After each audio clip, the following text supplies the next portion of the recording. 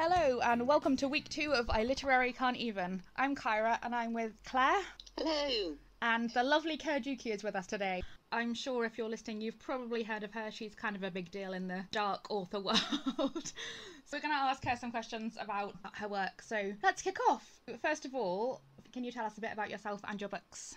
So I write dark romance. I like to throw in some twists, and I like to write a strong heroine that's been put through some tough situations and comes out stronger and determined to still find some light in the darkness. I'm probably best known for my empathy series. My character Ryan, very popular with my readers. They're a bit crazy like me, which is good. So they love the crazy characters, and Ryan's definitely that. Oh gosh, he is dark beyond belief. He's so fun though, because had such a good personality because he was also funny. That's true, actually. It's almost like the Joker in Batman, whereby he's really, really sick but very, very funny. Yes, yeah. So all my books tend to be darker. I have dabbled in a paranormal, but I end up coming back to the dark romance, suspense, thriller. Seems to be where you fit best, I think. The paranormal was good, but I definitely enjoy the dark side. Yeah, me too. So how about your most recent release? Can you tell us a little bit about that, please? So Devil was my most recent release, and that actually is my favourite title to date. I've really thoroughly enjoyed writing these characters. Evie was just fascinating to write. She suffered trauma from abusive parents, and some big events happened when she was 9, and her entire family were killed by her mother. And she's adopted, but she can't remember anything from her previous life, which is a blessing and a curse. She receives a letter from her mum, who is being released from prison, and she has flashbacks, and she needs to determine what happened, because things don't make sense in her mind. So she's a very complex character, and she was just great to write. And there is a romance as well, so we have some love interest. And Max is probably my most swoon-worthy character that I've ever written. Although he has his moments, he's just so devoted and so loving. I actually swooned while he spoke to me. It was like, oh, he's so perfect. So it quickly became like my favourite title that I'd ever written. It was just easy to write because they were just so dominant in my mind. And the story was just intriguing to myself. It's complex. I think this is probably true of all of your books, but with Devil in particular, I thought I knew where it was going. And then it thwarted me at every turn, and I was just left kind of reeling the whole way through. And I've read the book since. I've said exactly the same thing, which is great for me because I love to throw in a twist that they can't see coming. It really is brilliant. And also, even though it is dark, and it's extremely dark, but it's done in such a way that you don't notice. And that's not quite what I mean, but it's not in your face dark, if you know what I mean. Yeah. Do you know what I mean? Yeah, I think it's because we're dealing more with what her psychological state. So, yeah. I think because we're in her mind so much, and she's trying to battle through to try and determine what's happened, is we're sort of put in a young girl's point of view and just battling with ourselves, really, rather than the dark stuff that happened. I just wanted to kind of climb into the book and scoop her up and look after her, because she was just so broken. Yeah. So a lot of your books focus on the dark side of romance, and so I was just curious as to where your ideas come from. What inspires you? But you know what, that's a correct question that I get asked a lot. I can imagine. And it's really hard to answer because it just comes to me. It sounds scary. People are like, oh my God, how did your boyfriend sleep? But it's like, no, it's just there in my mind. They just come to me. It can be something like a small character trait that makes me laugh, and then I'll spend like 3 hours in silence just laying on the bed, letting them evolve and come to life, and their story swarms and creates itself. I've always had a very vivid imagination, and stories have always come easy to me. So I heard a saying recently that says anyone can be a writer with practice and education, but there's a big difference between a writer and a storyteller. Absolutely. And I just feel like I'm a storyteller. Yeah. Absolutely. So it's clear in your books you really know a lot about the worlds you're writing. So how much research do you have to do before you start writing? Well, I'm a serial killer, so I pretty much know. Natural. It's important to research the topics you touch on when you're creating a story. I always do research. I spend months and months stewing on a story before I actually sit down and write it. I have about 20 books planned out in my head before I actually get to the ones that I write. So I spend literally a year with these characters swarming around and just creating their own world. So I have plenty of time to research, and I think that's really important, and I like to be able to be correct when I'm writing about certain situations in my book. So when you're writing, do you listen to music, and if so, what kind of music do you listen to help you get in the right mood for whatever you're writing? I'm a huge music fan. I listen to all sorts. I always go back to new rock though. So You and Me at 6, 3 Days Grace. I'm really into Nothing More at the minute, which I have on like repeat, their album, and they're my favourite ones. Let's Go to War at the minute. It's just so good, and gets your motor running. I'll have to check that out. Yeah, they're really great. I listen to all sorts. Sometimes I could just put on Rain, like a Rain soundtrack in the background. I do that when I need to sleep sometimes. Just to chill me out. And then I have mood music for like sexy scenes, so I'll put a bit of Bruno Mars on.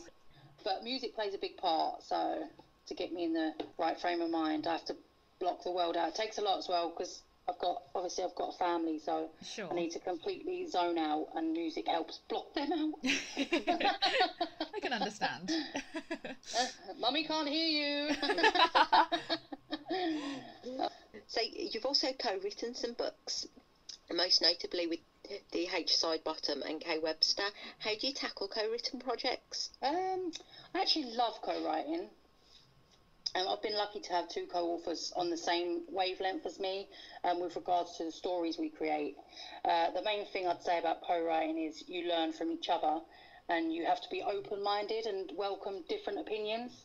And when you're used to just doing it your way, it can be difficult to be like, oh, okay, you can have a say. But luckily, I've written with 2 really great authors, and sharing the word count is a bonus. Yeah, I can imagine. That's great. Yeah, that's great. It's great when you get a Word doc back and you're like, oh yes, that's 5,000 words I didn't have to write. I'm very much for the juicy bits. I'm not one for putting filler in any of my books. Yeah. To get straight to the good stuff. Yeah, the grit. So it's nice when I can be like, oh, you need to put some filler in there, because I've just completely gone to the good stuff. And vice versa. Kay Webster, for instance, she's like sex crazy. Right. So I'll open up the first 5,000 words and I'll be like, Kay, we can't put a sex in there. And she's like, oh, all right, you're right. Love, you're right, we can't. So she's great at writing them scenes as well. She's really great. So she's been fabulous to work with, and I'm hoping that we're going to be working together for a long time. So yeah, it's really great. Awesome. I haven't read your books with her yet. They're on my Kindle like so many other friggin' books, so they're just sitting there waiting to be read. But I am excited because everyone does talk, very highly of them, so I'm excited. And I haven't read a full Kay Webster book yet, but I have seen some of her stuff, and she really does write with extreme beauty. Yeah, she's great. Her words are so pretty. She's really passionate about what she does, and the thing about Kay as well, she's a reader. She reads constantly, and I think that's so important when you're an author, because you're always learning, and reading's a big part of that. So she's always reading and getting inspiration, and that really shows in her craft. She's a great writer, and she's a great storyteller, and her fans are just the best. They absolutely adore her, and with good reason. She's fab. Yeah. So she's like a lovely person, which always helps, I think. So yeah, does make life easier when you actually like the person you're working with. The person. So do you have a dream author you would like to work with that you haven't yet? Oh, if it was like a dream, like out there that would probably never happen, it's got to be Stephen King. So oh wow, he's just that would be amazing, like, incredible. And I grew up on Stephen King, so he's like the ultimate. Yeah. And you did say dream, so. Oh, absolutely. Dream away. It was a dream big. I think the two of you could create some extreme magic, actually. Yeah, I think so too. We'll have to give him a call. You should. Take it. Wait for it, then the movie deals will be rolling in and everything will be perfect. So, out of all your books, is there a character you get asked about more than others? Yes, Ryan's. My readers were so fascinated and still are by him, and he's such an intriguing character. He's got a very dark soul, but I think that just intrigued my readers more. He had a very dark sense of humour as well, and he would just sort of whittle out these funny moments, and in such a dark situation you can't help but just be like, oh my god, what? and he was just fab at that, and my readers just, even though he's crazy, they just adore him, and they just want more of him, and they want him to just, they're like, oh, can you write me into Ryan's book? He can kill me, I don't care. To me, like, I'm not really into the totally crazy ass dude thing. Yeah. But I can understand why people are intrigued by him. I mean, I was intrigued, but not in a kind of, oh my god, he should do me now kind of way. Yes, I would run away screaming if he came near me, honestly. But as a character, he is one of the best, I think, for sure. Yeah. I do miss them. Like, people ask me all the time, you're going to write more, you're going to write more. But I think you can damage a good thing, and I think that where I left both of them, was in a good place, and sort of. Well, as good as it gets, I guess. There's a bonus chapter on my website, if anyone hasn't read it, that carries straight on from Deadly. Oh. So, but I don't think I'll be writing more for them. Now you've released Devil, what's next for you? So I have 2 titles coming out this month. And I have Taken Avery, which is a co-written novel with Dawn Sidebottom, and that we've ventured into their MC world. So we're really excited to release that to our readers, and hope they enjoy something a little different from us. And the final book in Pretty Little Doll series comes out, and it's called Pretty Broken Dolls. This will completely wrap the series, and although it's sad to see these characters go, it's a great end for them, and I'm hoping our readers agree. So 2 new novels this month, and then I'll be moving on to a solo title called Lost Boy, and it's going to be really exciting because that's going to be another dark story, and it's about a girl and a boy, and they're childhood friends, and the boy gets kidnapped while they're playing in the yard by his serial killer father. Ooh. Is this one of the ones I've seen a preview for? Is that one you sent? Yeah, I thought it sounded familiar. Awesome. I'm liking the sound of this. Yeah, I'm writing that right now, and I'm really enjoying these characters, so I'm excited to bring that. And the cover, is absolutely gorgeous. Oh yeah. It's got Frangie. I don't know if that's how you pronounce his name. It doesn't matter. You don't need his name when you see him. You're just like, oh, I'll call you anything, and you can call me anything. When's the cover reveal for this? Because I'm ready to see that already. It'll be at the end of this month, or maybe the beginning of October. Okay. It's just because I've got so much happening, I need to try and space stuff out. How do you fit everything in? It's hard. It's really hard, but I work long hours, and I stay up till 3 a.m. to get my schedule done. So it's taxing, but in the day I'm mum, and then when I put them to bed, I'm Ker Dukey. And all the words come, and then I walk around like a zombie for the rest of the week. But no, it's worth it. I really enjoy what I do, so I'm not going to complain. While we have you here, there's always, in the indie world, a lot of talk about trigger warnings on books. Some people hate them, some people love them, some people, well, everyone's got an opinion. So I was curious, I mean, I think you do have trigger warnings on your books, right? I do put trigger warnings on my books, yes, because it's not for the readers that read my work, because they already know what they're going to be getting. It's for if a new reader picks it up. It's just to warn them that I don't write a fluffy romance that they might be used to, and there's dark elements in there that could be triggers for people that have suffered abuse. I think that's really understandable, and I witnessed a debate on Facebook the other day. It was just outright, what do you think about trigger warnings? And the responses range from, I think they're absolutely ridiculous, to, no, they need to be there. So, I mean, like, Claire, what do you think about trigger warnings? How do you feel? I think it largely depends on what you're warning for. Obviously, if it's like rape and abuse, then warn, because that can be triggering for people. Right. But I think some people get a little bit too upset about things like cheating. I know that being cheated on is horrible and you don't want to relive that, but I can't see that being as triggering as reading about someone being raped. Yeah, you won't find triggers like that on my book. I won't be telling you if it's a happy ending. I won't be telling you if the male or the female cheat, or if there's a threesome, or if the sex is good, which it always is. It's always good. I'm just going to be telling you if there's dark, because I write a lot of darker elements which involve it could be spouse abuse or child abuse. Would that happen to the lead character when they were a child or anything like that? And as an author, it's my responsibility just to put the trigger in, just to the warning, just to say this could trigger, because it's our responsibility and we get a lot of backlash. Agreed. So we need to protect ourselves, as well as our readers from that. So I agree with what Claire said, because I've got some flack for one of my books about cheating. I haven't tackled cheating again because I don't want to deal with the backlash, and I don't feel like, because everyone wants a trigger warning about things, I feel like if I have to put that there's cheating in the book, then it ruins the book anyway. Yeah, it does. Yeah, but the thing is, you shouldn't let readers censor what you write. No one dictates to me what I write. I write what the characters tell me and what I love to do. And if they come to me and said, "Oh, I really didn't like your book because this," and I'll be like, "I'm really sorry you didn't enjoy my book, but I'm still writing more." It's a really difficult balance to try and find when you're an author and I'm me as a reader. I hate going into a book with it saying this is a happy ever after.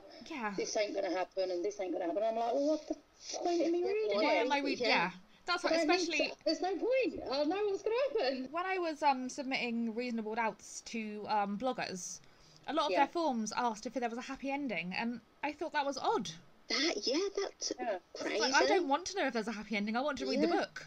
Do you know what? Some of the books that stay with me are the ones that don't. I read a book called Forbidden, which is another taboo trigger type book, and it's a fantastically written. And the ending is absolutely throw your Kindle at the wall. Literally wanted to search for the author, scream in her face, but I would never do that. I'd be like, "Why did you do that?" But the book has stayed with me forever. I mean, I would agree with you on that, because, and especially in the romance, even dark romance, oftentimes will still end with a happy ending, and that's fine. There's nothing. I mean, I'm all for a happy ending, but also. Me too. I think oftentimes it's kind of interesting when it goes the other way.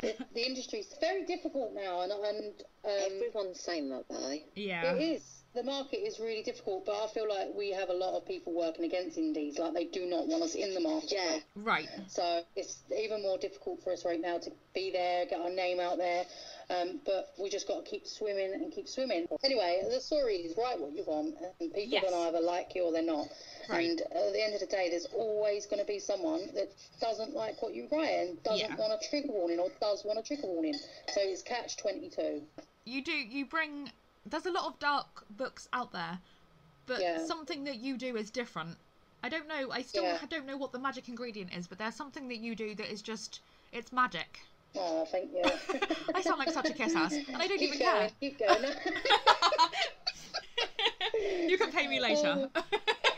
I think it's more because I don't necessarily focus more on the romance aspect. The romance happens and it's beautiful, but the characters, I focus so much on them and their complexities that I think that's the little difference.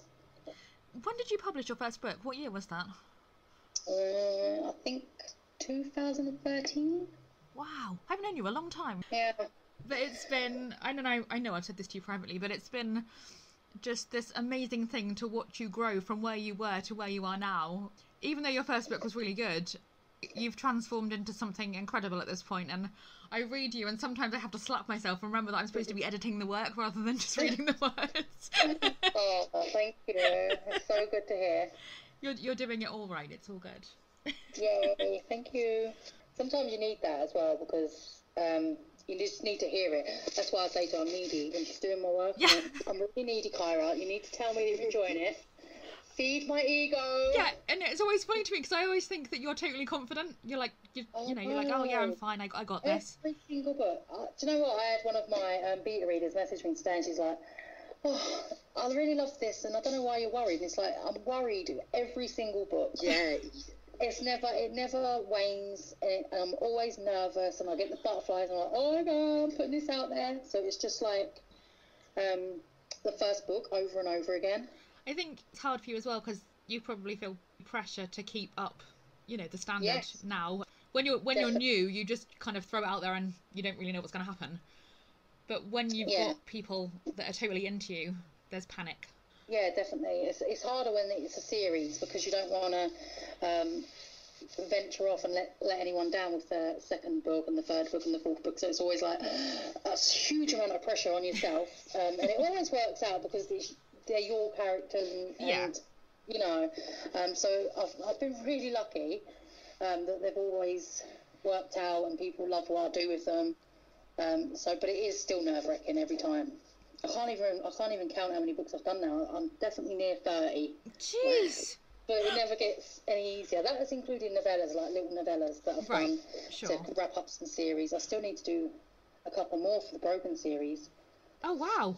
Awesome. Yeah, people still ask me about them, so I still need to wrap up a couple more novellas for that. It's just finding the time and getting everything in. Your new MC book with Dawn, will there be more of that coming, or can you not say? Or yes? Yeah, it's definitely going to be a series. I'm really enjoying these characters, something a bit different, and these will get darker with each book. It's so hard fitting so much into the first book to introduce you to so many new people. I found that quite taxing with the MC book because there is so many characters, so you need to make sure you don't.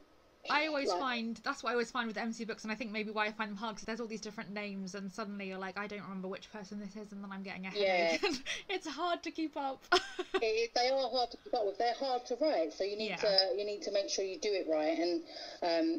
And the first book's always like an introduction, and then you can proper start rolling when you get more into the series, which is what I plan to do. Claire, have you read MC books? Many at all? No, I haven't. Actually. See, I read them by mistake because people sent them to do the editing, and I was like, oh, okay, this is an MC book. I've never read an MC book. I don't know what any of this means. I had a very sharp learning curve because I didn't know. I was like, what the hell is an MC? What does MC mean? What the hell is happening? What have I been given? I'm out of my depth here, man. But I very quickly picked up on the terms and understood what everything meant. And now it's much easier for me. But the first time, I didn't know what was going on. I've never watched the TV shows. I didn't know what anything was or what it meant. But now... Have you read Madeline Sheehan's Undeniable series? No, I've not. See, that was my first MC book, and she's just cracking at what she does. She's absolutely brilliant. I've heard really good things about her, actually. That series is absolutely sensational, and her character, she does it with such ease that you don't feel confused or bogged down by who. She's just fantastic at the world she creates, and it's such an amazing book. You should definitely give that a go. I will. I'll add it to my list of Goodreads books that I have piling up. My Kindle is such a state. I think there are about 80 books on there that I haven't read. It's ridiculous. Yeah. So what are you reading right now? I've been given an arc from Alessandra Torres. Oh, fabulous. I think that's how you pronounce her name. Of her ghostwriter, which is really good. She's just a league on her own, that one. I read a lot of the thrillers in the top 10. Yeah. And she could easily be one of them. And picking up her book is like picking up a book off the number one spot on the shelf in the bookstore. She's absolutely cracking. Oh, wow. And she's doing it indie as well. It's like, it's a brilliant book. Brilliant. She's just really good. I really need to keep up with these. She's an inspiration because you're reading, you're just like, wow, she's fantastic. And I've also just opened one called How to Date a Douchebag.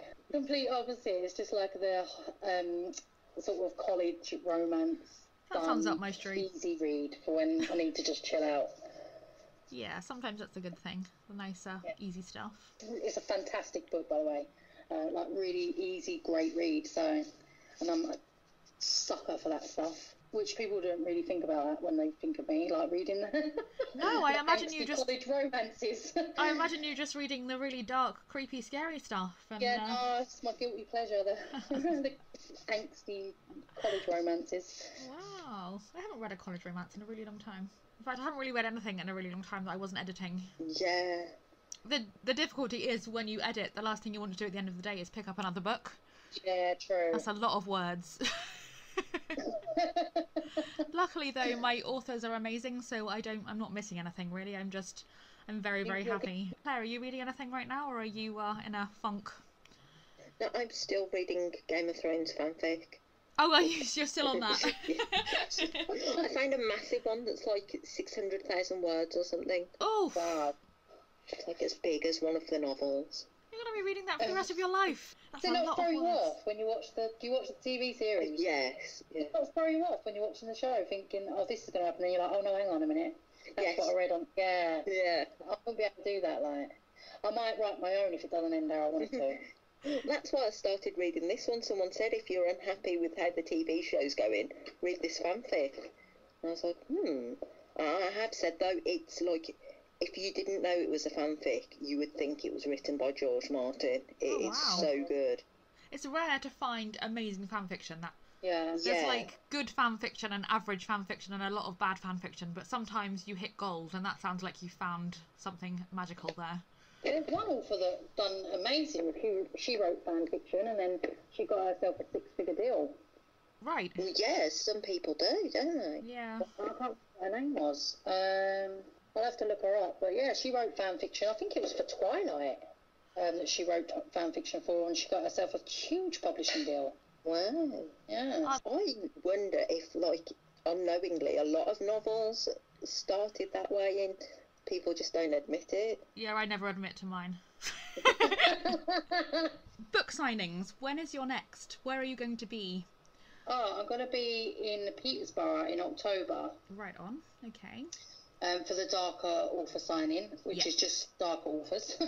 Lovely stuff. And horror writers, so that's going to be fun. And then I have the 4 Brits Book Fest in November in Manchester. Lovely. That's going to be great. That's a big one that I'm really looking forward to. There's a lot of international authors coming over for that. So. Are there any tickets left for that? No, I think they sold out straight away. Yeah, I figured they probably would. And then I have Rare in February. Ooh. In London. I'm super excited about that one. Yeah, that's going to be awesome. I just love Rare. Rare's events are always really great, and you get to see the Rare men, Jew and Frangie and Jace. It's a big bonus. So Yeah, I'm liking this. when you're sitting there signing, you can look at their rumps.